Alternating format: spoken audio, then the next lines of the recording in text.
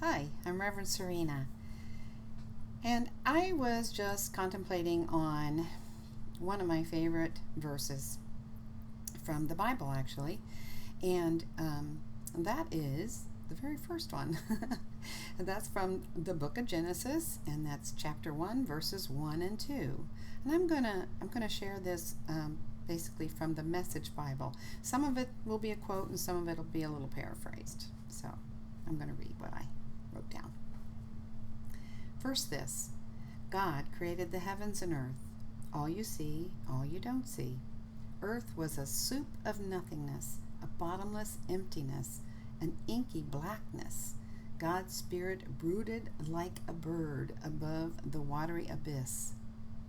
God spoke, light, and light appeared.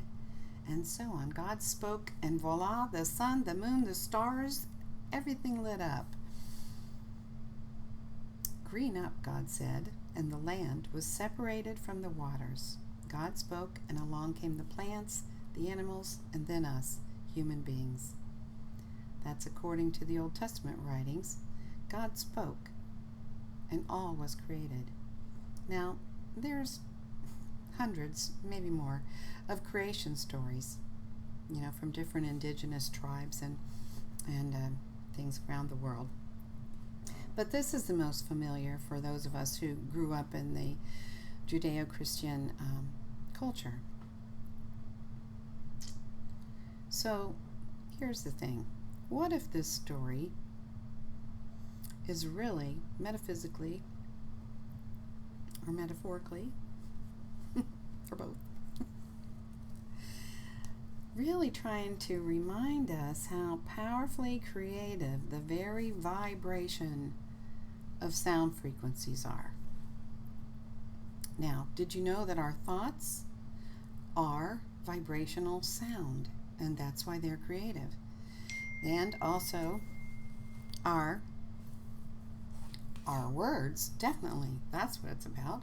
Our words are vibrational frequencies. They're vibrational energy, just like everything. Everything is made up of energy, and energy vibrates.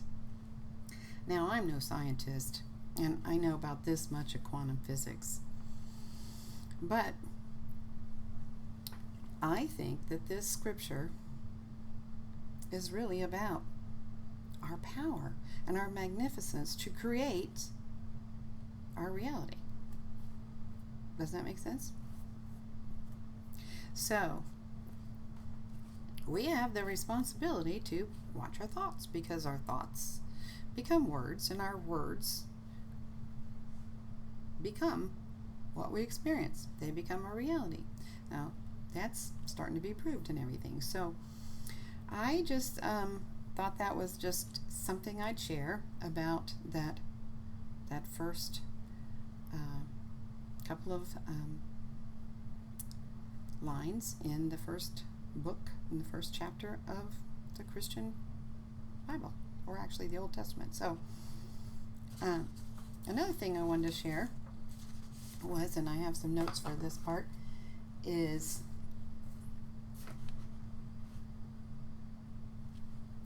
about the divinity and unity of all things. Now, some of you already know this and may have heard it more than once, so I apologize to those who have. But many of us have had some sort of spiritual awakening, or something that occurred that has enlightened us or brought us to a more enlightened state. Now, my original spiritual awakening was kind of like an explosion. It was kind of like when Saul was knocked off the horse and then he became Paul. It was that life-changing. I was at the end of a 20-year marriage. It was pretty disastrous in lots of ways, and dangerous too. And I had frozen up the whole left side of my body, where I couldn't lift my arm above my shoulder, and I was walking with a cane. I was in a lot of pain. It was really emotional pain more than it was physical, but it manifested as physical pain, because what I felt and perceived that I was receiving was life-threatening, basically. So there I was Catholic, and I attended Mass every Sunday, and I was attending Palm Sunday Mass every Palm Sunday, the liturgy in the Catholic Church is the same, and it tells the story of when Jesus rides triumphantly into Jerusalem, and everyone's hailing him with the palms until he speaks his last words and dies on the cross.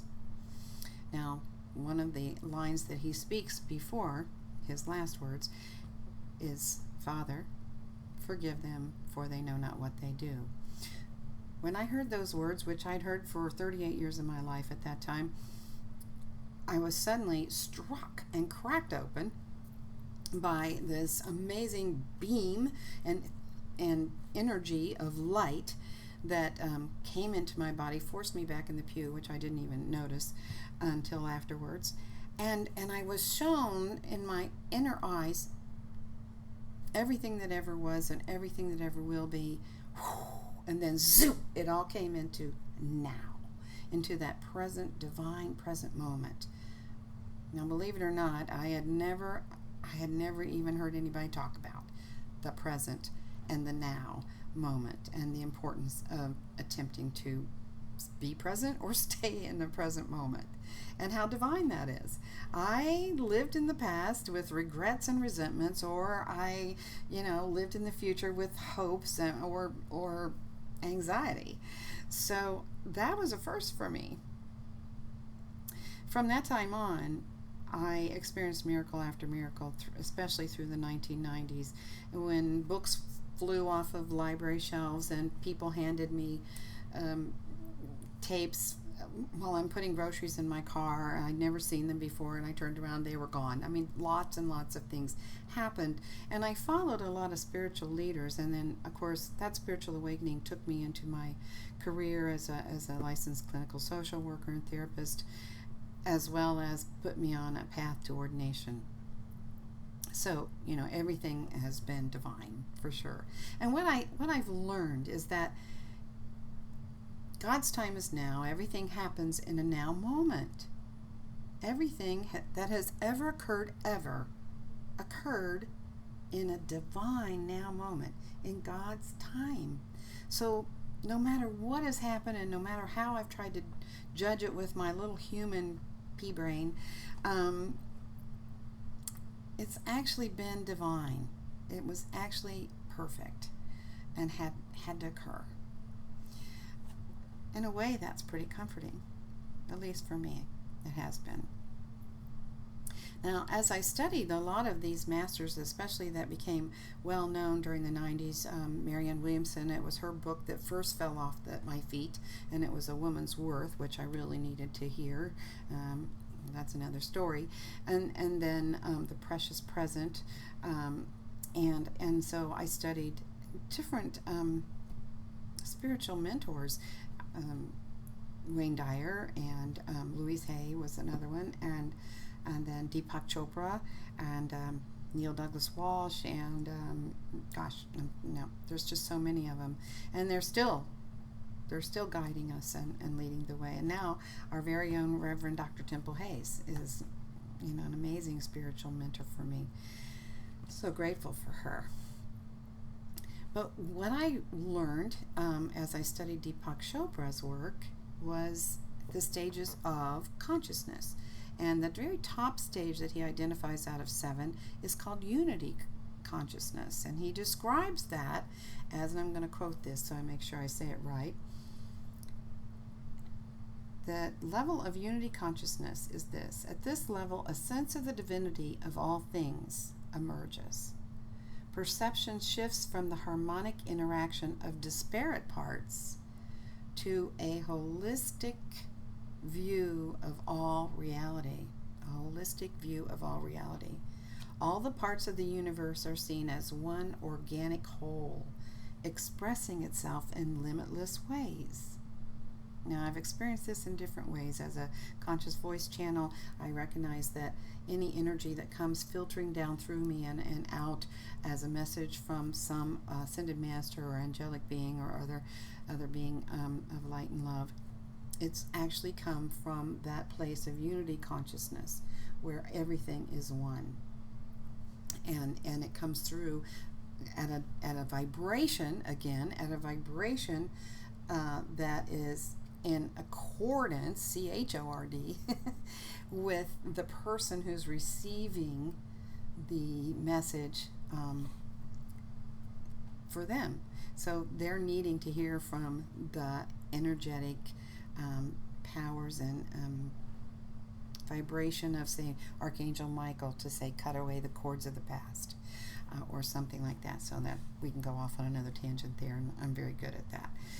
So I just wanted to share that about the unity consciousness and the divinity of being in the present moment, of staying focused on the power of now and the power of the creative ability of our thoughts and our words. Yes, we do create our own reality, and science is starting to prove that. Isn't that exciting? So, more to share. I have lots to share, and if you like what you've heard and you want to find out more about unity consciousness or vibrational frequencies and their ability to heal, let me know. Put in there what you'd like to hear. Would you like to find out more about how the solfeggio tones, which I often tone when I do Wednesday night meditations, are effective for healing? Or would you like to hear about how the crystal bowls, the vibration of the crystal bowls are healing, or anything else? Just ask, and I'll let you know if I know anything about it. And I'll share it. I also want to share that I understand, as a mental health therapist, the challenges that many of us, most of us actually, have experienced. And yeah, even though we're spiritual and we really do work on keeping our vibration high, which is truly important because we were born for this time, another whole topic, we're human too, and we can't help but sometimes be affected and then have to kind of come back into balance and find our center again by everything that's been going on, whether it be COVID or some of the other injustices that we have witnessed. So I want to let you know that myself and I do believe the other 10 or 11 ministers that are on our spiritual leadership team here at First Unity are available. I know I'm available. So if you want to private message me on my Rev Serena Facebook page, just message me and let me know what you need. If you need a prayer, you need to chat for a few minutes, you want to take a little walk for 15 minutes someplace, and we'll respect our physical distancing guidelines, just let me know. Okay? So I'd love to hear your comments, and I'll respond to them. Let me know how you're doing, what you'd like to hear about, because I can talk a lot. Okay? All right. Thanks for being here. Know that you are a magnificent manifestation of creative source, and that you are a magnificent creator of your own reality. And we are creating a new reality. We are creating a new earth. The old structures had to come down. They're coming down. And we are responsible to create a new earth, a new world that is based in love. And so be it. Namaste.